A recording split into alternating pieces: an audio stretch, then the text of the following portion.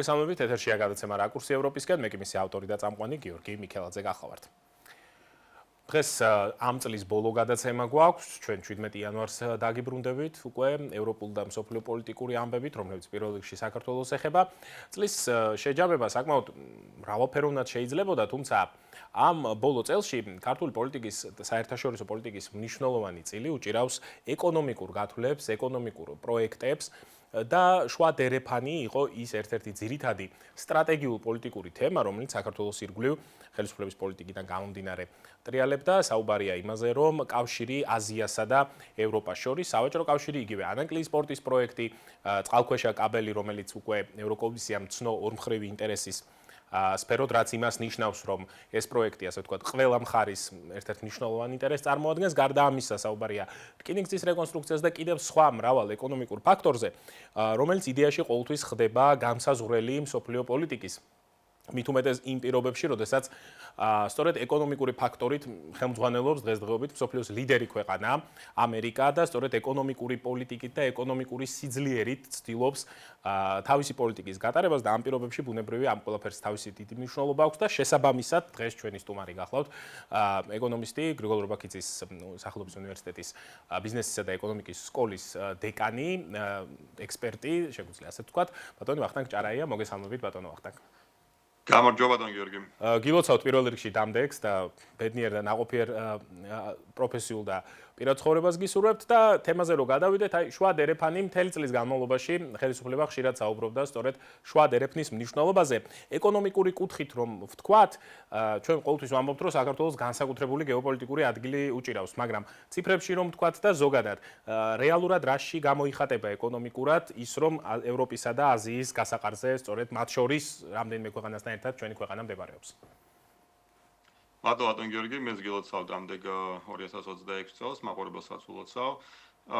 შუა დერეფანი საქართველოსთვის ნამდვილად შეიძლება საინტერესო პროექტი იყოს და ის არის კიდევაც არ უნდა მთლად ისე განვიხილოთ შუა დერეფანი როგორც მომავლის პროექტი, ის ფუნქციონირებს რამდენიმე ათეული წელია, სხვადასხვა სახელწოდებით ვიცნობდით მას, აქამდე უფრო ტრასეკას სახელწოდებით ვიცნობდით და ეს გზა სარკინიგზო, რომელიც აზიაში იწყება და ევროპაში მთავრდება ჩვენი გავლით, რა თქმა უნდა, არსებობდა და დღესაც აგრძელებს ფუნქციონირებას. რაიცით მიუხედავად იმისა, რომ ეს არის ერთ-ერთი ალტერნატივა სხვადასხვა კორიდორებისა, ჩრდილოეთის და სამხრეთის კორიდორებისა, მინდა გითხრათ, რომ მისი მასშტაბი და გამტარუნარიანობა არ არის ისეთი, როგორიც არის სამხრეთის ან ჩრდილოეთის დერეფნების. შესაბამისად, გარკვეული შეზღუდულობა მას აქვს, იმასთან გათვალისწინებით, იმასთან ერთად, რომ ფასი ამ დერეფნის არც თუ ისე იაფია, მას თავის პლუსებთან ერთად გარკვეული ესე ვთქვათ სირთულეები თუ მინუსებიც აქვს. თუმცა სიჩქარის თვალსაზრისით ის ერთ-ერთი არა ყველაზე სწრაფია. შესაბამისად, უდიდმეს უღირს ტვირთების ოპერატიულად გადაზიდვა და ამაში ცოტა მეტის გადახდა, ვიდრე დაუშვათ იქნება ეს ზღვით ან ამ შემთხვევაში ამ ეტაპზე დროებით გაჩერებული ჩრდილოეთის კორიდორით, მაშინ მისთვის ეს არაჩვეულებრივი შესაძლებლობაა და აქ უკვე არა მარტო რკინიგზა, არამედ პორტებიც საკმაოდ მომწიფებულია და საკმაოდ დიდი გამტარუნარიანობით გამოირჩევა და შესაბამისად შეუძლია ამ გზას გარკვეული ალტერნატივის როლი ითამაშოს, მაშინ როდესაც სისწრაფესთანაა საქმე დაკავშირებული ან მაშინ როდესაც სხვა კორიდორები არის თუნდაც სანქციის ქვეშ, მაგალითად რუსეთის ფაქტორიდან გამომდინარე. შესაბამისად ასეთმა ფაქტორებმა შეიძლება ჩვენ რაღაცა პერიოდში უპირატესობა მოგვცეს და ეს შუა დერეფანი უფრო მეტად აქტუალური გახადოს. როდესაც რუსეთ-უკრაინის დაპირისპირება დასრულდება, არ არის გამორიცხული, რომ შუა დერეფანმა ის თავისი რაღაცა განსაკუთრებული აქტუალობა კარგოს, თუმცა საბოლოოდ არ გაქრება, რა თქმა უნდა, არსად, მაგრამ შედარებით ნაკლები იყოს მასზე ინტერესი ვიდრე დღეს არის, თუმცა დარწმუნებული ვარ, რომ ინტერესი მაინც იქნება, იმიტომ რომ ეს გზა თავის თავს ამართლებდა ომამდეც და გაამართლებს ომის შემდგომაც, მით უმეტეს, როდესაც უკრაინის აღდგენა იქნება საჭირო, იქაც ეს რკინიგზა დარწმუნებული ვარ თავის დიდ როლს შეასრულებს. ანუ მარტივად რომ ვთქვათ, შექმნილი მსოფლიოში ბოლო პერიოდში აგრესიული პოლიტიკიდან გამომდინარე და ბუნებრივია, რომ პირველ რიგში რუსეთ-უკრაინის ომიდან გამომდინარე ჩაიკეტა სრულიად ჩრდილოეთის გზა, სამხრეთ აზიაში ბუნებრივი არასტაბილური გარემოება იყო ყოველთვის და აქენა გამომდინარე მაქსიმალური დატვირთვა რაც შეგვიძლია მოდის სწორედ შუადერეფანზე. თუმცა ამ კუთხით თქვენ ახსენეთ რომ თუ ეს გზები მოწესრიგდება, საუბარია თუ უფრო ჩრდილოეთ ნაკადზე თუ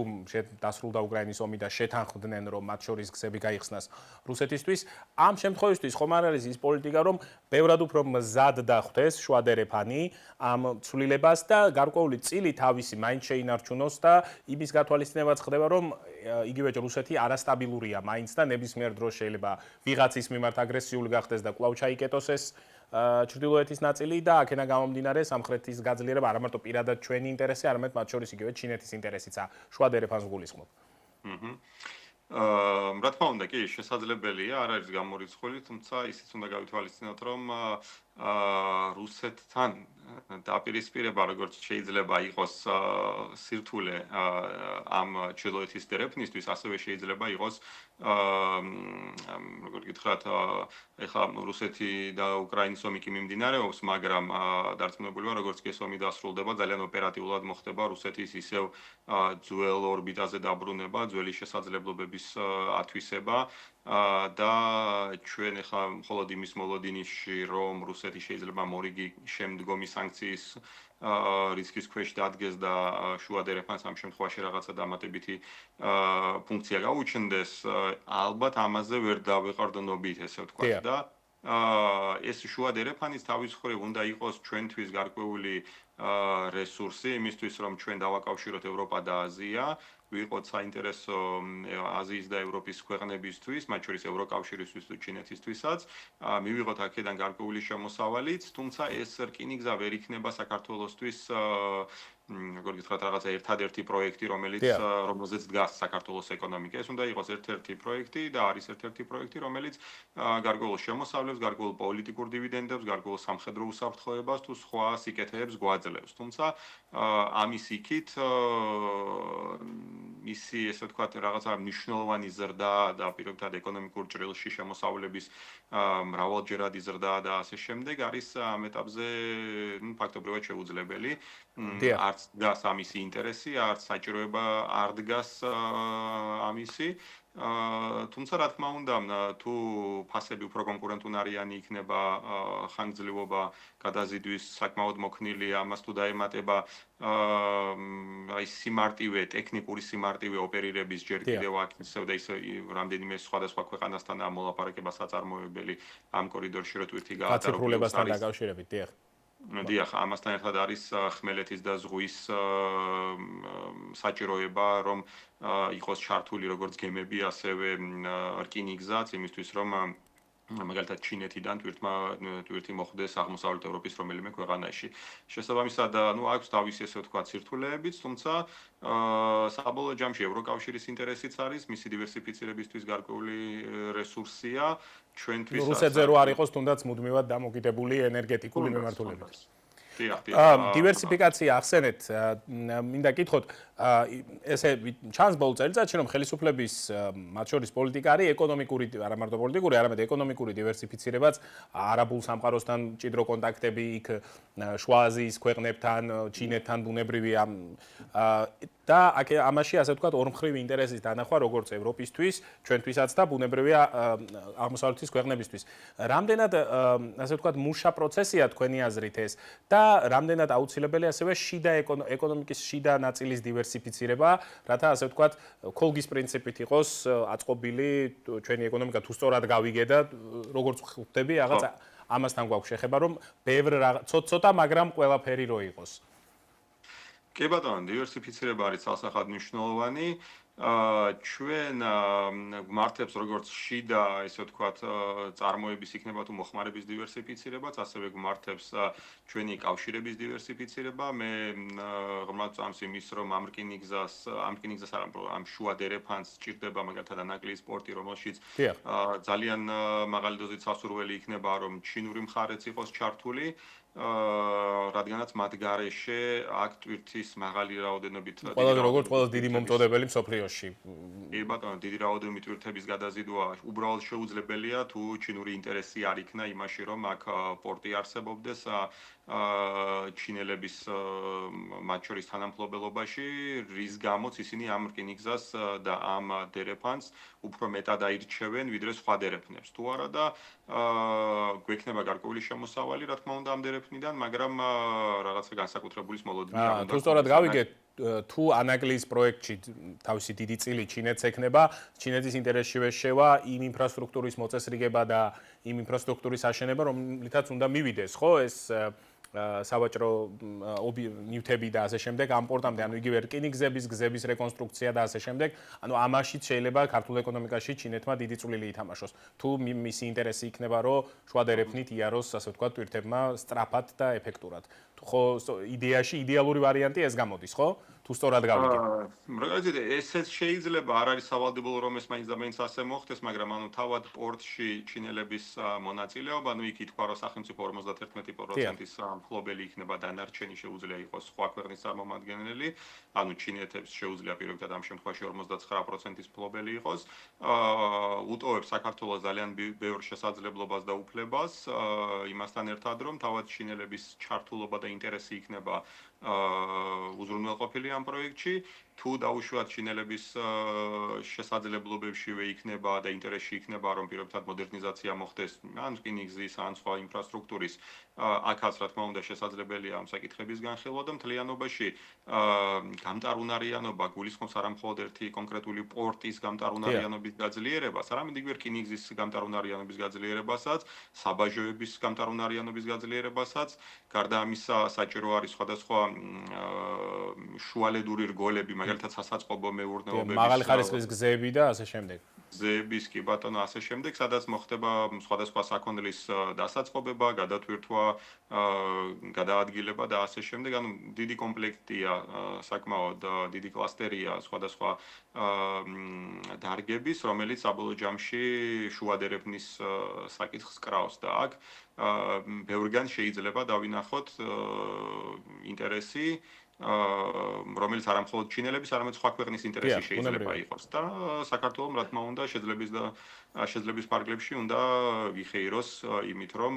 სთავაზობს რა თავის გეოგრაფიულ მდებარეობას და ტვირთების გადაზიდვის შესაძლებლობას უნდა მაქსიმალურად უზრუნველყოს ფინანსური რესურსის მოზიდვაც და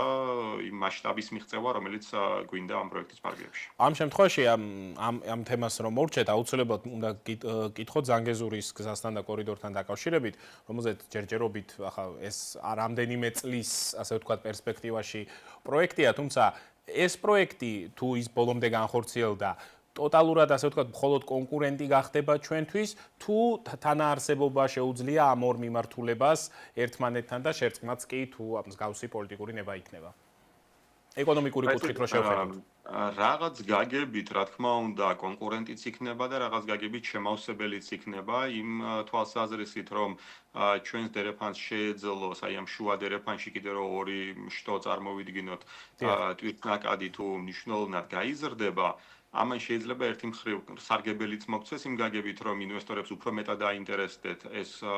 დერეფანი, იმიტომ რომ აქ დაინახავენ, რომ არა პირობითად თქვათ 10 მილიონი ტონა ტვირთის გატარება წელიწადში შესაძლებელია, არამედ 20 პირობითად, ან თუნდაც უფრო მეტი, შეიძლება უფრო მეტი დაინტერესებაც წამოვიდეს ამ დერეფნისადმი, თუმცა თუ ტვირთნაკადი არ გაიზარდა და უბრალოდ გაჩნდა ორი შტო შუა დერეფნის, რა თქმა უნდა, მაშინ შეიძლება ჩვენ დავყავოთ. ანუ მარტივად რომ თქვათ, აზიასა და ევროპის შორის ვაჭრობის ზრდა ავტომატურად ნიშნავს ამ გზების მნიშვნელობის გაზრდას, თუ ეს ვაჭრობა არ შედგა იმ დოზით, რა დოზითაც საჭიროა, ამ შემთხვევაში შეიძლება ამ გზებს ლოკალური შემოსავალი კონდეს, მაგრამ ისეთი მასშტაბი, ბუნებრივია რაღაც ტვირთი აუცილებლად ივლის, მაგრამ მასშტაბი ვერ შეიძინოს, ასე ვთქვათ, идеალურ ვარიანტში. გამოდის ჩინეთსა და ევროპას შორის ურთიერთობების, ასე ვთქვათ, სიხშირეზე და სიმძლავრეზე იქნება მათ შორის ეს დამოკიდებული. დიახ, კი ბატონო, მათ შორის, რა თქმა უნდა, ჩვენთვის ახლა საქართველოს რომ გადიოდეს ერთადერთი გზა, რომელიც ალტერნატივო იქნება და რომლის გამტარუნარიანობა მაღალი იქნება, ეს შესაძლებლობა რომ ჩვენ გქონდეს მარტო და არავინ სხვა არ გჭირდებოდეს, რა თქმა უნდა, საუკეთესო ვერსია ეს იქნებოდა. თუმცა აქ ასე მარტივად არ დგას საკითხი, ჩვენ თუ პირობითად შეგვიძლია გავატაროთ ამ რკინიგზით, ამ პორტებით და ამ ზოგადად ინფრასტრუქტურით, რაც გაგვაჩნია წლის განმავლობაში რამდენიმე 10 მილიონი ტონა ტვირთი, რუსეთის ჩრდილოეთის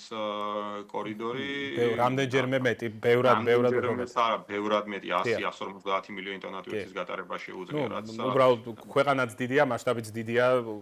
ბუნებრივი გადამზიდავია, ერთი გზა არის, ერთი მოლაპარაკებაა საჭირო, ტარიფებიც უკეთესია და ანუ ბევრი უპირატესობა აქვს თავისებური. და რუსეთს ამ შემთხვევაში ერთი ადამიანის გადაწყვეტით შეუძლია, ასე ვთქვათ, ერთი ადამიანის კი საკმარისია რუსეთის შემთხვევაში მსგავსი ოპერაციების დაწყებისთვის. ასევე მინდა გკითხოთ არაბულ ინვესტიციაზე. ოღონდ რეალურად რამხელა მნიშვნელობა აქვს არაბული სამყაროდან შეიძლება მათთვის 6 მილიარდი ცოტა იყოს, თუმცა ჩვენთვის ეს ძალიან დიდი თანხაა. ასეთი თანხის შემოსვლას ადგილობრივი ეკონომიკის განვითარების კუთხით, დასაქმების კუთხით, იმიტომ რომ საუბარია 10,000-ობით ადამიანის დასაქმებაზე უშუალოდ მშენებლობის პროცესში და შემდეგ რამდენიმე 1000 ადამიანის დასაქმებაზე უკვე მომსახურებისა და სერვისის პროცესში. დიახ, ამ ინვესტიციაზე ბევრი საუბრობს, რა თქმა უნდა, ჩვენთვის ნებისმიერი 100 მილიონი დოლარი, არათუ მილიარდობით დოლარი მნიშვნელოვანია ჩვენი ეკონომიკის წინსვლისთვის და სამუშაო ადგილების თუ საბიუჯეტო შემოსავლების შესაქმნელად, მათ შორის თუ გავითვალისწინებთ, რომ ამ პროექტის 1/13 მესაკუთრე იქნება სახელმწიფო და ის მიიღებს როგორც 1/13 მფლობელი წილს ყოველი გაყიდული ერთეული ქონებიდან, ასევე მიიღებს გადასახადებს, რომელიც მთლიანობაში ამ პროექტიდან ავტომატურად იქნება გადახდილი ჩვენს ბიუჯეტში ბუნებრივია. კი ბატონო, ავტომატურად იქნება გადახდილი. თუმცა იმასაც გავუსვამ ხაზს, რომ ამ პროექტის პარალელურად ბევრი რამ სახელმწიფოსაც მოუწევს დამატებით რომ გააკეთოს და 6.5 მილიარდი პროექტის ღირებულება ავტომატურად იმასაც არ უდრის, რომ 6.5 მილიარდი დოლარი შემოვა საქართველოში ამ კონკრეტული კომპანიის მხრიდან, იმიტომ რომ დეველოპერული ბიზნესი იმ პრინციპით მუშაობს, რომ აშენებენ, ყიდიან, რეინვესტირებას აკეთებენ, თუმცა აგრძელებენ შემდეგ. პროექტის ღირებულება შეიძლება იყოს 7 მილიარდი, თუმცა მაინც და მაინც იმას არ ნიშნავს, რომ ეს 7 მილიარდი გარედან შემოვა პროექტის დასასრულებლად. თუმცა ერთია პროექტის დასასრულებლად რა თანხა დასჭირდება კომპანიას იმ დაახლოებით 10 წლის განმავლობაში, რაც ითქვა, რომ დასრულდება ეს პროექტი და პლუს უცხოეთიდან შემოსული ჩვენ დაგჭირდება გარკვეული სამუშაო ძალაც, როგორც IAP, ასევე ძვირადღირებული სამუშაო ძალაც, შემოვლენ რა თქმა უნდა ცალკეული კერძო პირებიც და კომპანიებიც ვინც ბრიგადებით ასე ვთქვათ, თავისი ბრიგადებით უშნოდ რომ ბრიგადებით და უშუალოდ გულისხმობა ვიღაცას მოუნდება დაუშვათ საოფისე ფართის შეძენა და რაღაცა ოფისის გახსნა ან პირობითად ყიდვა უბრალოდ გაქირავებისთვის ბევრნაირი შეიძლება მოხდეს. ხო, ყიდვა გაყიდვის მიზნითაც ან შეიძლება რაღაც კომპანია შემოვიდეს აქ და იწყოს ბიზნეს ოპერირება, ხო, ანუ ეს თანხაც რა თქმა უნდა ქართულ ეკონომიკაში შემოს. საბოლოო ჯამში რა თქმა უნდა მიზანშეწონილია რომ დიდი რაოდენობით თანხები საქართველოს შემოვიდეს, თუმცა ისიც გასათვალისწინებელია, რომ უძრავი ქონების ფასები ასეთი ინვესტიციების პირობებში კიდევ უფრო მეტად ძვირდება. რაც ადგილობრივი მოსახლეობისთვის არ არის მაინც და მაინც ხელსაყრელი, როდესაც ადგილობრივი მოსახლეობა ფიზიკურად ვერ შეიძენს ქართველი, ასე ვთქვათ, თლად ვერ შეიძენს ალბათ არ იქნება შეიძენს. ყველა არა, მაგრამ ხო, საკმაოდ მაღალხარჯიანი გამოვა მისთვის. ძვირიანი პროექტებია, რაც არამხოლოდ ამ პროექტის სიძვირეს უზრუნველყოფს, არამედ ზოგადად უძრავი ქონების ფასების მატებასაც განაპირობებს. ერთი მხრივ ეს კარგია, როდესაც მაგალითად ბიზნესის კუთხით უყურებთ, რომ დეველოპერი დებს რაღაცა ინვესტიციას და უფრო მეტ მოგებას იღებს ამ თავისი ინვესტიციიდან, თუმცა როგორც მომხმარებლის მოსახლეობის ჭრილში რო შევხედოთ, დღიდან დღემდე ეს გაზრდილი ფასები წლიდან წლამდე რაც იზრდება, ადგილობრივი მოსახლეობისთვის საკმაოდ რთულად დასაწევია ადგილობრივი ხელფასების თუ ეკონომიკის პირობებში უძრავი ქონების ფასები, საერთაშორისო თუ გინებავთ თუ ადგილობრივი შემფასებლების მიხედვით რომ ვნახოთ, ძალიან სწრაფი ტემპებით იზრდება და საჭირო იქნება რაღაცა პერიოდში, როგორც ეს მაგალითად ბევრმა განვითარებულმა ქვეყანამ გააკეთა, მაგალითად საფრანგეთმა, რა ვიცი, ევროპის უამრავმა ქვეყანა დასავლეთ ევროპულმა ქვეყნებმა იქნება ეს თუ პირობითად ავსტრალიაშიც და იაპონიაშიც და ესტონეთი პირობითად აღმოსავლეთ ევროპაში და სხვები აკეთებენ რომ ადგილობრივი მოსახლეობისთვის სხვადასხვა საშეღავათო პირობებს აწესებენ, როდესაც უძრავი ქონების ყიდვა-გაყიდვაზე მიდგება საქმე, მაგალითად პარიზში პირობითად პარიზის მოქალაქეს, ანუ რო წარმოვიდგენთ პარიზში ჩაწერილ ადამიანს, შეიძლება რომ პირობითად ახალშენებულ სახლში ბინა იყიდოს რაღაცა X თანხად, თუ პარიზის გარედან არის საფრანგეთიდან, მაგრამ პარიზის გარედან მაშინ იმას ცოტა უფრო ძვირად უფლება რომ იყიდოს, პირობითად X + 20%-ით, ხოლო თუ უცხოელია, მაშინ პირობითად X + 100%-ით, ასე ვთქვათ. ორმაგ ფასი ხდის ასე ვთქვათ. ბალანსდება ის რომ ადგილობრივს შეეძლოს ამავე კომპლექსში, ამავე უძრავ ქონებაში სახლის შეძენა თუ ბინის შეძენა, უცხოელსაც შეეძლოს, მაგრამ